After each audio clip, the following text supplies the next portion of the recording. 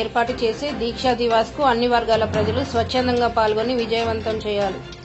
దీక్షా దివాస్ సందర్భంగా BRS party జిల్లా అధ్యక్షులు సంగారెడ్డి ఎమ్మెల్యే చింతా ప్రభాకర్ అధ్యక్షతన దీక్షా దివాస్ జిల్లా ఇన్ఛార్జ్ దేవిప్రసాద్ నేతృత్వంలో ఎమ్మెల్యే క్యాంప్ కార్యాలయంలో బీఆర్ఎస్ పార్టీ ముఖ్య కార్యకర్తల సన్నాహక సమావేశం నిర్వహించారు. Sangareddy print and electronic media మిత్రులకు అందరికీ పేరు పేరున నమస్కారం. భారత రాష్ట్ర సమితి వర్కింగ్ ప్రెసిడెంట్ కేటీఆర్ గారు, మా జిల్లా మంత్రివర్యులు హరీష్ రావు గారి సూచనల మేరకి సంగారెడ్డి జిల్లా టీఆర్ఎస్ పార్టీ 5 నియోజకవర్గాలకు సంబంధించినటువంటి సమావేశం జరిగింది, ముఖ్య నాయకుల సమావేశం. ఈ సమావేశంలో అందరం కూడా కేసీఆర్ గారి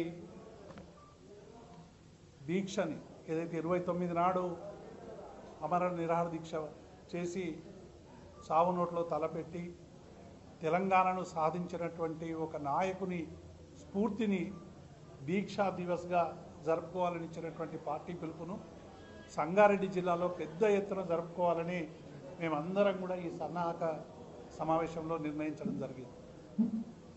ఆ రోజు ఉదయం 10 గంటల నుండి పార్టీ ఆఫీసులో సంగారెడ్డిలో నుండి పార్టీ కార్యాలయంలో ఉదయం నుండి దీక్షా దివస్ ప్రారంభమవుతుంది. 10 గంటల నుంచి అన్ని నియోజకవర్గాలు 5 నియోజకవర్గాల నుంచి కూడా మా ప్రజాప్రతినిధులు, మాకు సంబంధించినటువంటి మా పార్టీ నాయకులు, సీనియర్ నాయకులు, మా మాజీ ప్రజాప్రతినిధులు అందరూ కూడా ఇందులో పాల్గొంటారు. ఈ సమావేశం ముఖ్య ఉద్దేశం ఏంటంటే, ముఖ్యంగా తెలంగాణ ఉద్యమాన్ని చారిత్రక మలుపు తిప్పినటువంటి నవంబర్ 29 ఇప్పుడు ఉన్నటువంటి ప్రభుత్వం మీకు అందరికి కూడా తెలుసు, తెలంగాణ ఉద్యమాన్ని కేసీఆర్ని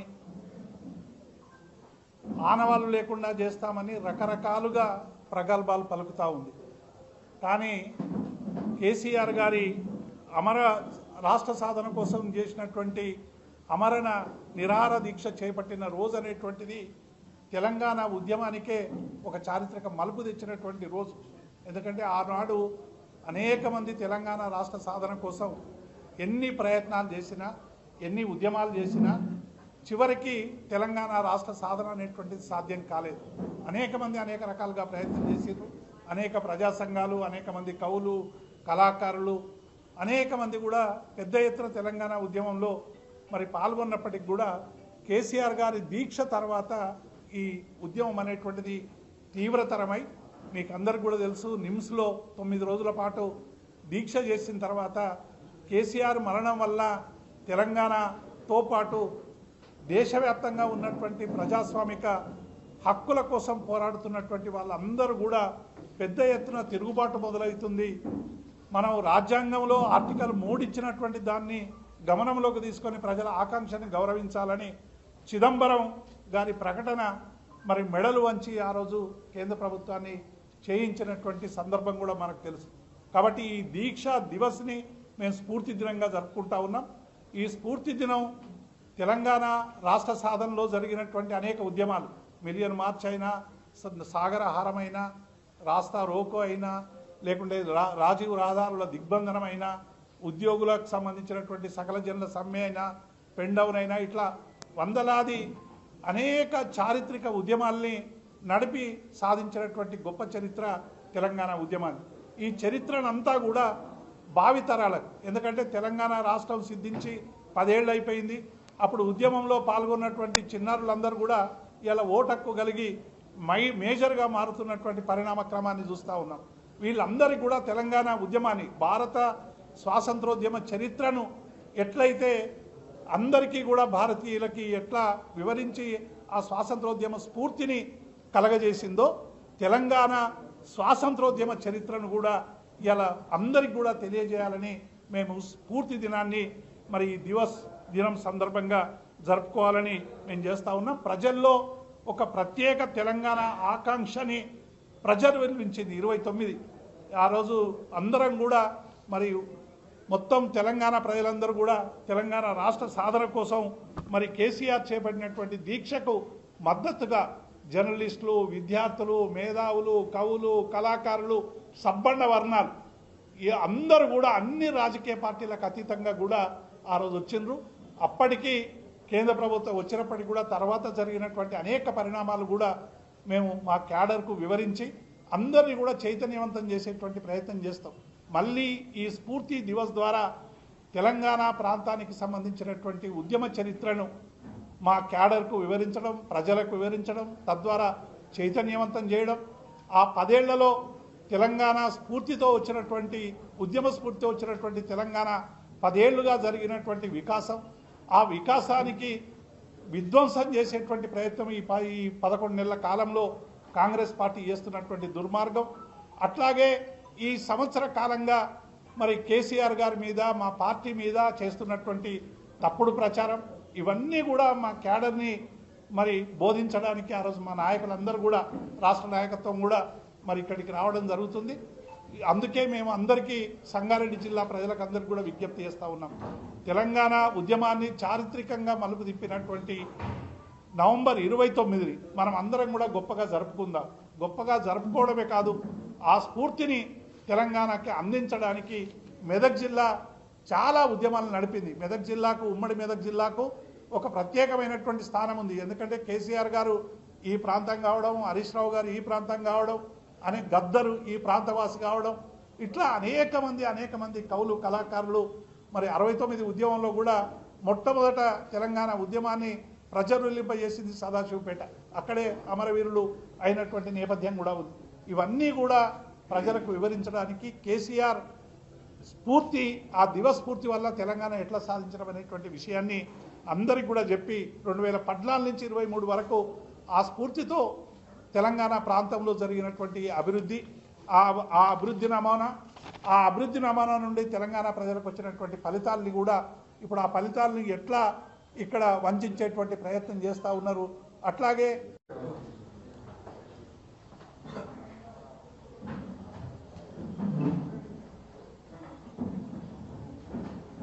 మీడియా మిత్రులు అందరికీ హృదయపూర్వకంగా నమస్కారాలు. నవంబర్ 29 దీక్షా దివస్ సందర్భంగా మనకి ఇన్ఛార్జిగా మనందరి సుపరిచితులు దేవిప్రసాద్ అన్నను ఇక్కడ నియమించడం, మరి ఈ జిల్లాలో ఉన్న 5 నియోజకవర్గాలు పటాన్ చెరువు, ఆందోళ్, నారాయణఖేడ్, జైరాబాద్, సంగారెడ్డి, ఈ నియోజకవర్గాలకు సంబంధించి ఆ దీక్ష టీఆర్ఎస్ జిల్లా పార్టీ ఆఫీస్ కందిలో జరుపుకోవాలని చెప్పి పార్టీ ఆదేశించడం జరిగింది. మనందరికీ తెలుసు, తెలంగాణ రావటానికి సంబంధించి కేసీఆర్ గారు సాహసోపేతమైన నిర్ణయం తీసుకొని తెలంగాణ వచ్చుడో కేసీఆర్ చచ్చుడో అని చెప్పి సావు నోట్లో తలకాయ పెట్టి చివరి ప్రాణాలు సైతం లెక్క చేయకుండా తెలంగాణ సాధించినటువంటి మహనీయుడు. మరి ఈ విషయాలన్నీ రాబోయే తరాలకు సంబంధించి చాలామందికి తెలియదు. మరి ఉద్యమ సమయంలో చిన్నపిల్లలు ఎవరైతే ఉన్నారో ఈ తెలంగాణ ఏ రకంగా వచ్చింది ఉమ్మడి రాష్ట్రం నుంచి అని చెప్పి మరి ఈ కార్యక్రమంలో అందరూ వక్తలు పూర్తిగా వివరించి చెప్పుకోవాలి. ఎందుకంటే ఒక తరం గడించిన అనుభవం రాబోయే తరానికి ఉదాహరణ, ఆదర్శం ఎట్లయితే అవుతుందో, ఈరోజు ఈ తెలంగాణ వచ్చిన తర్వాత మరి 2 పర్యాయాలు టీఆర్ఎస్ పార్టీ అధికారం నుండి తెలంగాణ గౌరవాన్ని, ఖ్యాతిని ప్రపంచ దేశాలకి చాటి చెప్పినటువంటి ఘనత కేసీఆర్ గారిది. మరి ఈరోజు కాంగ్రెస్ పాలన వచ్చింది. ఈ కాంగ్రెస్ పాలనలో ప్రజలు కానీ ఈ రాష్ట్రం మళ్ళా అధోగతి పాలయ్యే ప్రమాదంలో ఉంది. మరి అవన్నీ కూడా విరమర్చి అందరికీ చెప్పుకోవాల్సిన అవసరం ఉంది. కాబట్టి ఈ కార్యక్రమాన్ని విజయవంతం చేసుకోవాల్సిన దిశగా, ఎందుకంటే ఈ ఉమ్మడి జిల్లాకు సంబంధించిన అధినాయకుడు కేసీఆర్ గారు కాబట్టి ఈ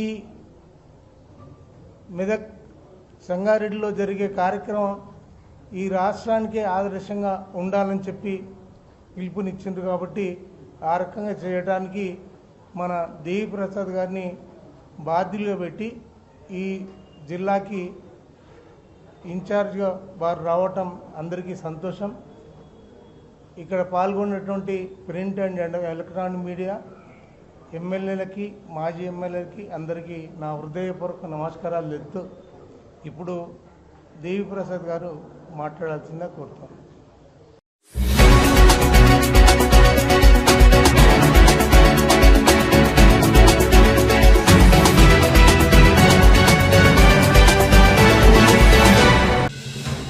పటాన్చెరు మండలం కర్దనూర్ గ్రామంలో వెంకటేశ్వర్లు కాజు గురుస్వామి ఆధ్వర్యంలో 18వ మహాపడిపూజ మరియు మెట్ల కలశ అయ్యప్ప స్వామి మహాపడిపూజ మహోత్సవం పూజా కార్యక్రమం గురుస్వామి సత్యంరాజు నిర్వహించారు.